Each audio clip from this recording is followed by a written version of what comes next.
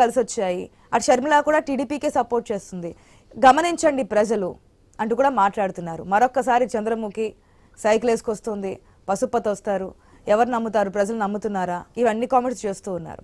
అసలు ఏంటి అంటే టీడీపీకి సంబంధించి 14 సంవత్సరాలు అధికారంలో ఉండి 40 సంవత్సరాలు రాజకీయ అనుభవం ఉండి కూడా మీ పేరు చెప్తే ఒక పథకం కూడా గుర్తురాదు, ఏం చేశారు మీరు ప్రజలకి అని? అలాంటి విషయాలు ఏం లేవు భాష గారు. ఇప్పుడు జగన్మోహన్ రెడ్డి అనేది రకరకాల స్క్రిప్ట్లు చదువుతూ ఉంటాడు. మీ వాయిస్ వినబడట్లేదు. హలో, ఓకేనా? కొంచెం గట్టిగా మాట్లాడండి. ఇప్పుడు రకరకాల స్క్రిప్ట్ జగన్మోహన్ రెడ్డి చదవడం జరుగుతుంది.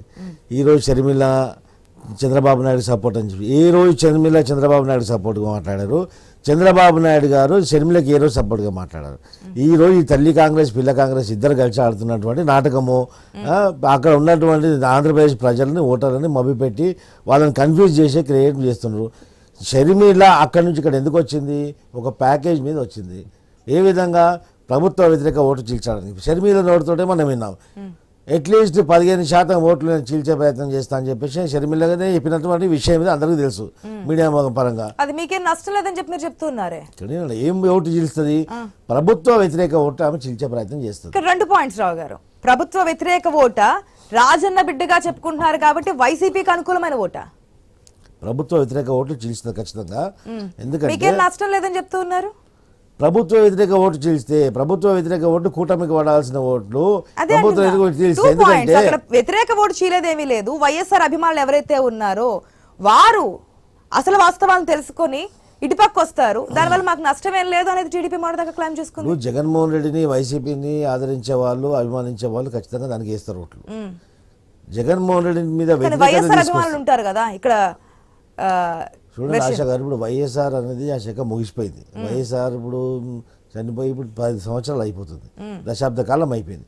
వైఎస్ఆర్ చేసినటువంటి సంస్కరణలు కానీ ఆయన చేసినటువంటిది ఆరోగ్యశ్రీ కొన్ని ఉన్నాయి, అంతకు మించి ఏం లేదు. ఇప్పుడు దశాబ్దాల పాటు ఒకటే నాయకుడు పేరు చెప్పుకొని రాజకీయ బబ్బాలు కట్టుకొని ఏం చెల్లదు. ఎందుకంటే అప్పుడు ఉన్నటువంటి 10 సంవత్సరాల కింద ఉన్నటువంటి వాళ్ళు ఒక మైనర్గా ఉన్నారు, ఇప్పుడు మేజర్గా అయ్యారు. అలాంటి ఓటర్లు పెరిగారు. ఈ పెరిగినటువంటి ఓటర్లో వైఎస్ఆర్ యొక్క ఇంపాక్ట్ ఉంటుంది అనుకోదు. ఈయన వైఎస్ఆర్ బిడ్డ అని ఏమనుకుంటుంది, ఆయన వైఎస్ఆర్ బిడ్డని ఆయన చెప్తాడు. ఈ వైఎస్ఆర్ బిడ్డనే రాజన్న బిడ్డనని వీళ్ళు అంటారు, ఆయన రాజన్న బిడ్డ రాక్షసు కూడా మారినాడు. ఇప్పుడు ఏ విధంగా వీళ్ళు ప్రజలకి మభ్యపెట్టబోతున్నారు?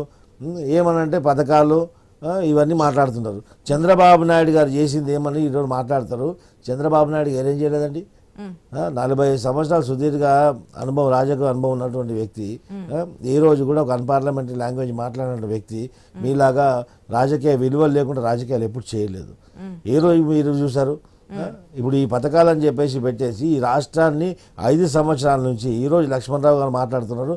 కనుబ వేసుకోగానే ఆయన జ్ఞానోదయం అయినట్టు జగన్మోహన్ రెడ్డి పొగుడుతున్నాడు. వాస్తవంగా మాట్లాడండి, మన మనసాక్షి కూడా ఉంటుంది. మీ అవకాశానికి మీరు పార్టీ మారి నిన్నటి వరకు వీరోచితంగా లక్ష్మణరావు గారు తర్వాత మాట్లాడండి. నిన్నటి వరకు వీరోచితంగా రాక్షసుడు, దుర్మార్గుడు, లంగా లప్పంగా అన్ని మాటలు మాట్లాడి ఈరోజు వైసీపీ కండ వేసుకోగానే ఆయన దేవుడైపోతాడు, ఆయన ఇదైపోతాడు, వీరుడైపోతాడు కాదు. వాస్తవాలు మాట్లాడారు. ప్రజలకు వాస్తవాలు తెలుసు, ప్రజలు కూడా చూస్తున్నారు. ప్రజల్లో ముందట్లాగా అంత అమాయకులేం కాదు. ప్రజల్లో కూడా ఈరోజు రాజకీయ చైతన్యం వచ్చింది. మీరు చెప్పినంత మాత్రాన ప్రజలు మీ మాట అయిని ప్రజలు కన్వర్ట్ అవుతారని కాదు, వాస్తవాలు తెలుసుకోండి. ఎందుకంటే అక్కడ జరుగుతున్నటువంటి విషయం ఏంటంటే ఈ అన్న చెల్లెలు ఇద్దరు కలిసి ఆడుతున్న నాటకం ఇది. మొత్తం వైఎస్ఆర్ కుటుంబం అంతా మొత్తం నాటకం క్రియేట్ చేస్తున్నారు. ఆ నాటకాన్ని ప్రజలు ఏ విధంగా నమ్మట్లేదు. రకరకాల కుయక్తులు పంతున్నారు, రకరకాల స్క్రిప్ట్లు చదువుతున్నారు. అయినప్పటికీ కూడా మీకు ఇంటికి పంపించే సమయం ఆసనమైంది.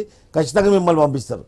ఎందుకంటే ఖచ్చితంగా తెలుగుదేశం పార్టీ కూటమి అధికారంలో వస్తుంది. ఖచ్చితంగా కూటమి అధికారంలోకి వస్తుంది. చంద్రబాబు నాయుడు గారు ముఖ్యమంత్రి అవుతారు. ఎందుకంటే రాష్ట్రం అధోగతి పాలైంది. ఈ రోజు అభివృద్ధి లేకుండా ఆ రాష్ట్రంలో ఒక పెట్టుబడులు లేకుండా ఏ విధంగా రాష్ట్రం సర్వనాశనం అయిపోయి చూస్తున్నారు. ఇంకా కూడా ప్రజలు మిమ్మల్ని నమ్మి ఓటేస్తారని కూడా మీ యొక్క అమాయకత్వం. జన్మభూమి కమిటీలు ఇప్పుడు కూడా ప్రజలు మర్చిపోవట్లేదండి. మీరు వేసినటువంటి వాటి గురించి కూడా ఆ మాట్లాడదాం. జన్మభూమి కమిటీలో ప్రజలకు ప్రభుత్వానికి ఒక వారధిగా ఉండాలని చెప్పేసి జన్మభూమి కమిటీ చేశారు. మీలాగా ఇగో వాలంటీర్లని వైసీపీ ఏజెంట్లని వాలంటీర్లుగా పెట్టి ప్రజలకు దోసుకోవడానికి పెట్టలేదు. ఈ రోజు ప్రజల వాలంటీర్లు ఏం చేశారు, లబ్ధిదారుల యొక్క డాటా దొంగలిచ్చి వాళ్లకు పెన్షన్ అందకుండా ఇబ్బందులు క్రియేట్ చేశారు. మీరు వాలంటీర్లు స్వచ్ఛందంగా ప్రజలకు ప్రభుత్వానికి వాలంటీర్గా పనిచేస్తే ముక్కుమ్మడిగా ఎందుకు వాలంటీర్లు అందరూ రాజీనామా చేశారు? ఏం రోగం వచ్చింది వాలంటీర్ చేశారు? ఎందుకు రాజీనామా చేశారు? ఇది మీ యొక్క పన్నాగం కాదా? మీ యొక్క కుట్ర కాదా? మీ యొక్క కుట్రల భాగం కాదా? మీరు చేసినటువంటి కుట్ర ఈ రాష్ట్రంలో అందరూ చూస్తున్నారు.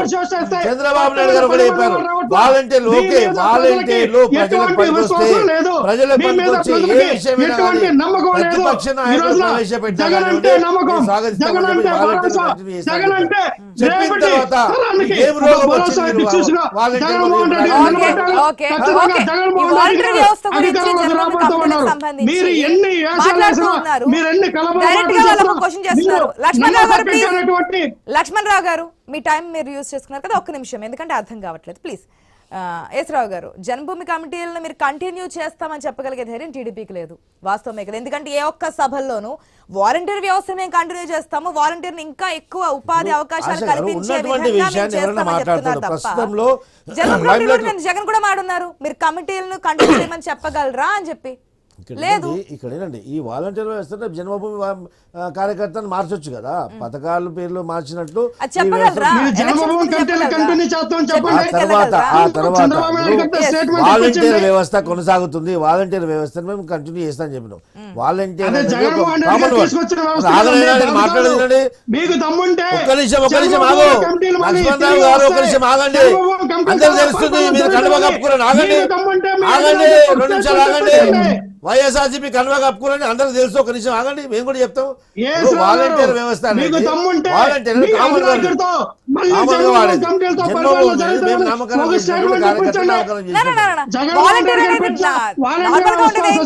పథకాన్ని లేదంటే ఆ సర్వీస్ తీసుకొచ్చింది వైసీపీ, దాన్ని అంగీకరించాలి. దాన్ని మీరు ఫస్ట్ లో వ్యతిరేకించినా మరి కంటిన్యూ చేస్తామనే స్థాయికి వచ్చారంటే నేను ఏం చెప్తున్నా కదా, అదే చంద్రబాబు నాయుడు గారి యొక్క నిబద్ధత. ప్రతిపక్ష నాయకుడు ప్రవేశపెట్టినప్పటికి కూడా ప్రజలకు ఏదైనా పనికొచ్చే విషయం ఉంటే ఖచ్చితంగా స్వాగతిస్తామని చెప్పాం, ఖచ్చితంగా కంటిన్యూ చేస్తామని చెప్పాం. జగన్మోహన్ రెడ్డి 5,000 రూపాయలు 10,000 రూపాయలు ఇస్తా అని చెప్పాం.